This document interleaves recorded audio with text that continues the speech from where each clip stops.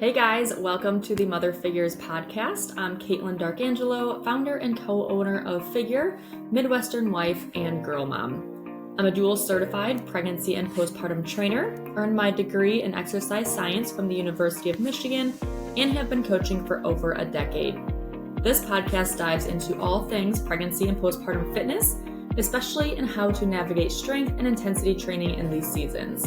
Whether you're in it yourself, trying to get pregnant, or coaching this population, you are in the right place. I'm excited to share personal experiences, client stories, guest interviews, and evidence-based strategies to give you the guidance, insights, and clarity needed to navigate these seasons with confidence. And with that, let's get rolling. Hey guys, welcome back to the Mother Figures podcast.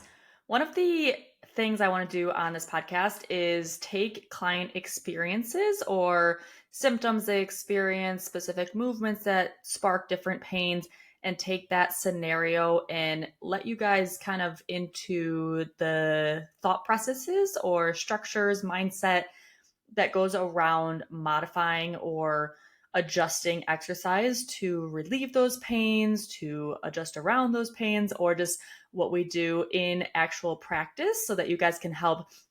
Maybe if you guys experience it yourself or whatnot, you guys will have the tools in your tool belt to then adjust it for yourself. So this actually came from one of my postpartum class ladies. I'm running a 6-week postpartum class currently, and we were doing lateral step-ups. This is our 9th session. So it's a 6-week long. So this is in week 4.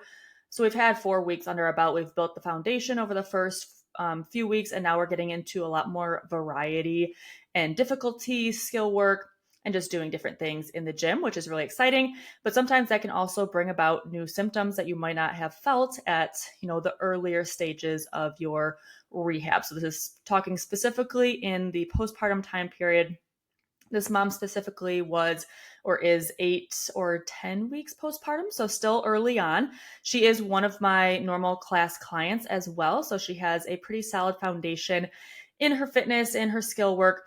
And so that's kind of a history. So that's the first thing you always want to look at is what is the scenario or what's the scope that we're looking in? Like what is the fitness level, the history, the comfort level, the relationship that you have with them, and that can start to guide different considerations when it comes to helping adjust to specific movements. So again, we were working on lateral step-ups, which is where you have a box, like a normal step-up onto a box, but instead of stepping forward onto the box, you are on the side of the box, and your foot is up on the box, and you're going to step up laterally and then come back down. So you can think about this as almost like a modified pistol squat. On the way down, it helps you lower on just that one leg. And then also on the step up itself, we're just hitting different angles of the hip by stepping up sideways versus stepping up straight on. So it's a little bit more challenging than a traditional step up or single leg movements like lunges. And so this was just a different variation that we were testing that day, seeing different pelvic stability around different styles of single leg movements. Another piece of context here is that this movement was done at the end of the workout. So we had already done a pretty high impact or dynamic session prior to. This was the second of 2 supersets where we had already worked on things like, I think we had barbell front squats, we had kettlebell swings, and we had some other kind of lower body strength.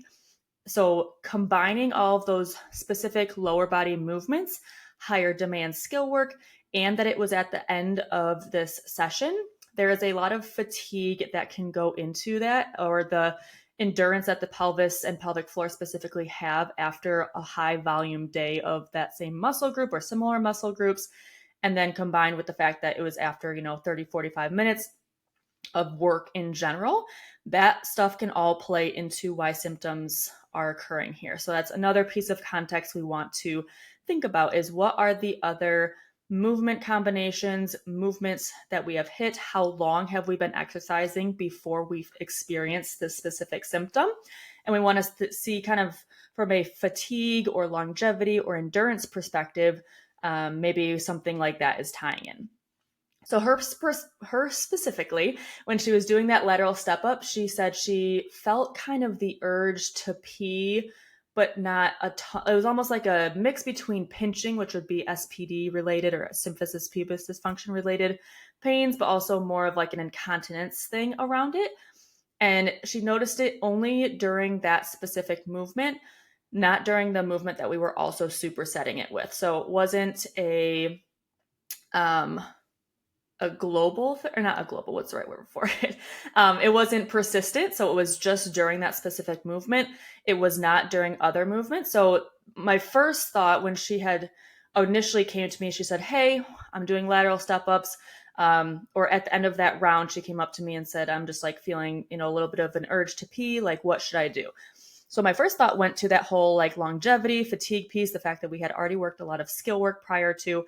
And so I said, "Hey, like, you can just skip the last round, maybe just go into some pelvic floor relaxation stretches or stretches on the ground. This is literally our last set. So that is totally fine if that is just maybe your fatigue or endurance or capacity threshold."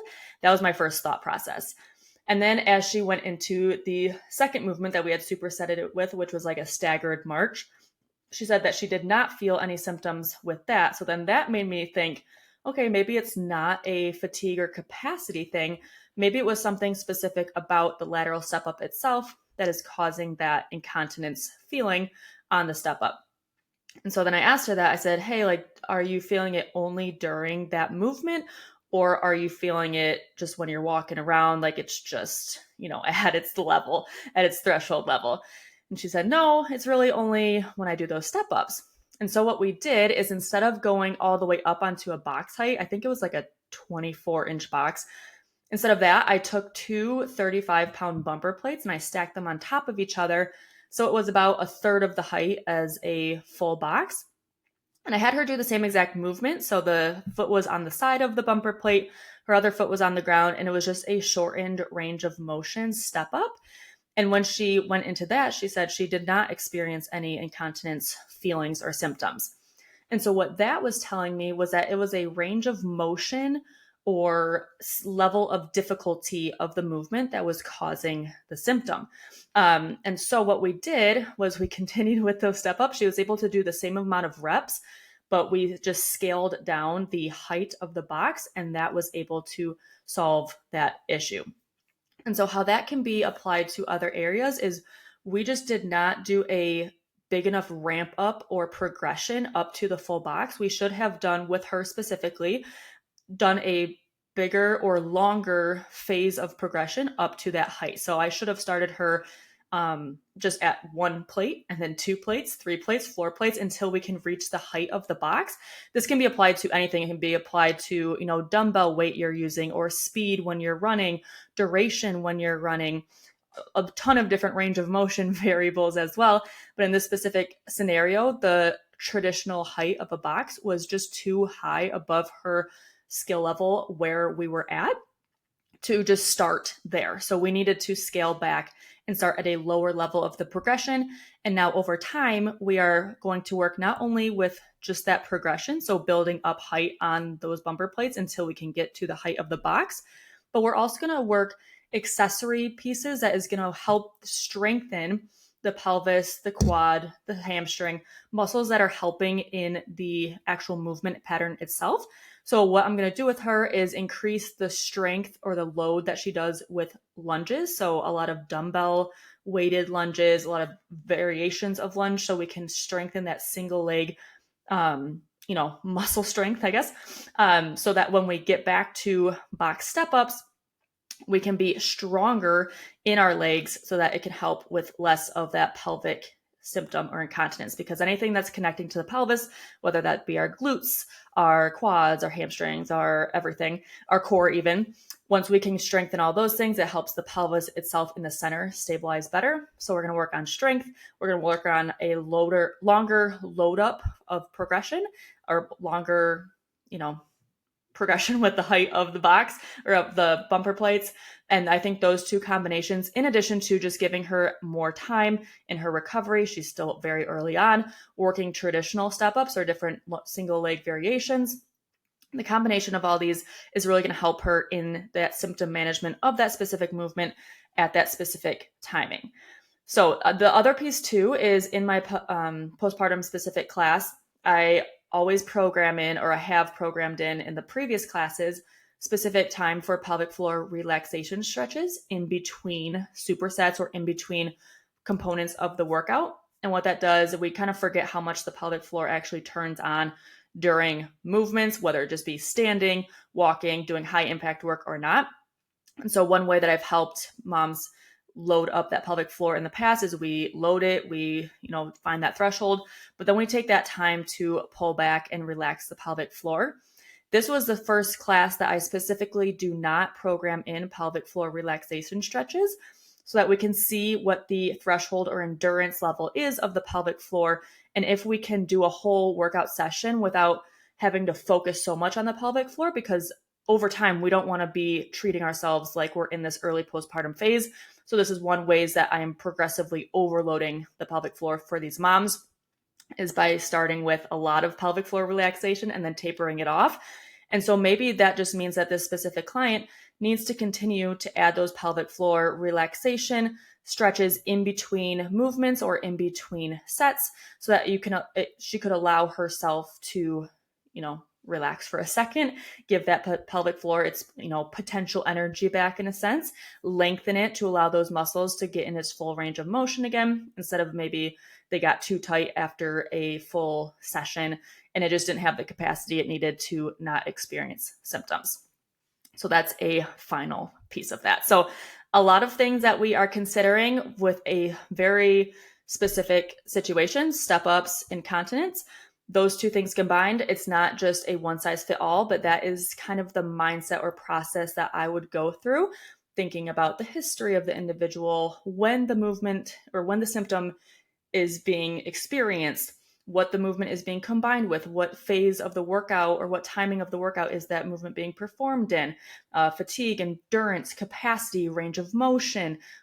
It's all playing into how we are going to modify or adjust this specific exercise for this specific client to help her not have that symptom anymore. So I'm really excited to be able to do this with a lot of different client experiences and different scenarios to hopefully help you, whether you're a mom yourself or you're a coach or a trainer that is also working with the population, just help give you different mindsets or frameworks or structures around how to manage your own symptoms and things. So if this was helpful, let me know. I'm excited to do more of these, and I will see you guys in the next episode.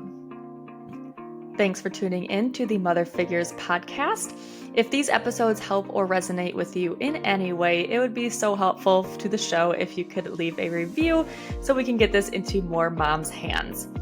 And if you're looking for even more guidance and direction when it comes to pregnancy and postpartum fitness, I got you covered. My Mother Figures app subscription includes my Figure Pregnancy and Figure Postpartum workout programs, in addition to our general fitness programs. You'll get the day-by-day workouts you need to help you feel strong, pain-free, and labor-ready during pregnancy, and also the recovery, strength, and progressions you'll need to get back to the activities you love, full of strength and without symptoms after baby arrives. If you're local to the Brighton, Michigan area, I also host daily women's functional fitness classes, a 6-week postpartum return to fitness course, and pregnancy and postpartum consultation sessions. For those who are providers, coaches, or practitioners in the space, I hold a live Mother Figures certification course that equips you with the knowledge, tools, and confidence to train and work with this population. For information on all of these services and programs, make sure to check out fitisgettingreal.com/moms or head to the show notes for the direct link. I'm so thankful that you tuned in to today's episode, and I will catch you next time.